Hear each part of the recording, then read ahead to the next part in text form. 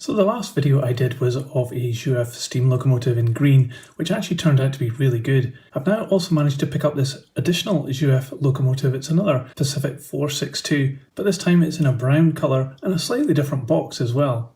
This one is number 8252 in the Jouef range. Again, it's been made in France and it's quite a vintage model that I've managed to pick up second hand. But let's get this box open and we'll take a look at this one.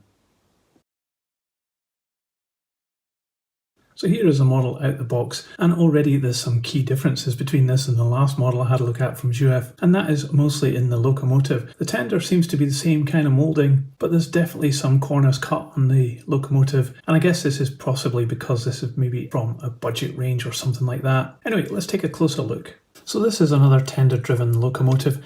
So this is actually very light because the motor is in the tender. The wheels are free to revolve, as you can see here, but this does feel very, very light. There's almost no weight in it at all. It could probably benefit from having a few weights put inside it. At the front here, we've got very little detail. It is a nice smoke box door, and it does have the Nord logo moulded in there, and it's been picked out in white very clearly. It has this buffer beam down here with some numbers in it, but not very well done. But it does have the two studs which are holding this model together, you can see there, and the buffers aren't really that good either. Down the side of this locomotive, the yellow lining is very nice, and the Nord there is very clear. You can really see that some corners have been cut with a moulding. There's not much detail in here. In fact, I don't think there's any rivet detail on this whatsoever. We do have an extra part fitted on top here, and it's just a single chimney on this one and a couple of domes. This one here has a really bad moulding mark in the middle of it. Not much else detail going on up here, and even on top of the cab, even though it's been painted black, there's no rivet detail or ribs or anything like that. Down the side, we've got a handrail moulded in and some other parts that have been picked out. We do have some rivets down here on the chassis,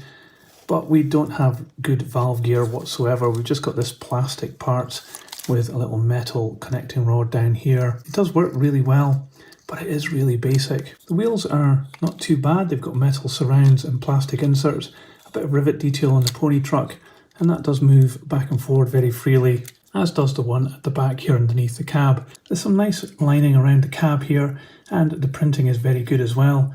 We have a handrail and these little door things here moulded in, some rivet detail down here by the steps. But inside the cab, there's a real limit on the amount of stuff that's been moulded in there, and absolutely nothing on the floor or back here either.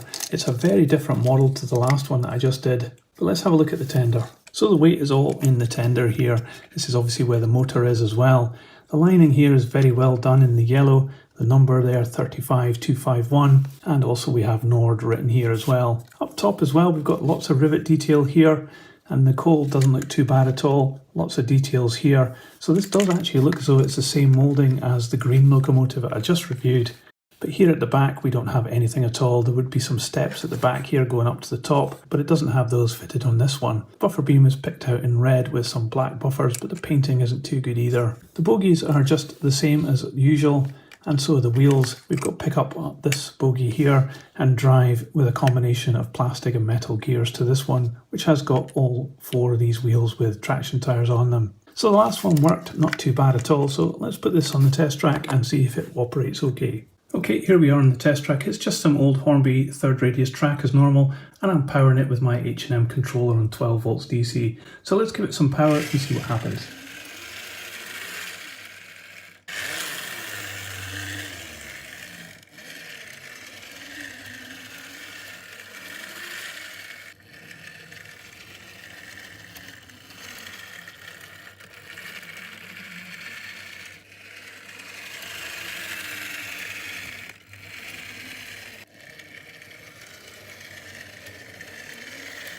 Well, it runs not too bad, but it is very noisy, and it is a bit crude as well. I guess once it gets going, it's fine, but it's just that slow speed crawl, which just isn't there on this one. Anyway, let's put this on the scales and we'll see how much it weighs.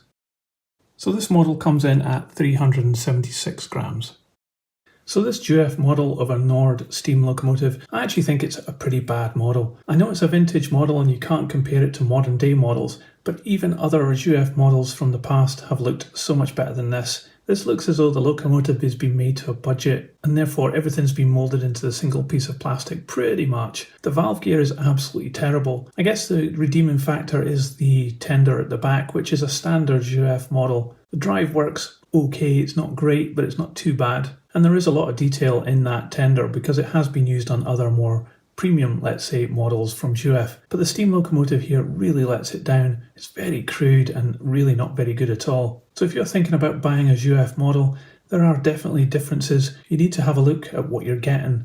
Some of them can be really detailed with lots of extra parts put on them in a really nice, lovely model of a French steam locomotive. This one isn't. It's a bit crude, very basic. It's almost like a starter model. And so therefore I wouldn't recommend this particular one. But that's just what I think. What do you think about this model? Do you actually quite like this model? Do you think it's got some redeeming features? Let me know what your thoughts are in the comments below. I'd love to know what you think. And if you liked this video, please give it a thumbs up. It really helps this channel grow. I'll put this on the turntable so you can see all the way around, and in a moment another video will appear. Just click on the link and I'll see you there. But that's it for this one. Thanks for watching. See ya.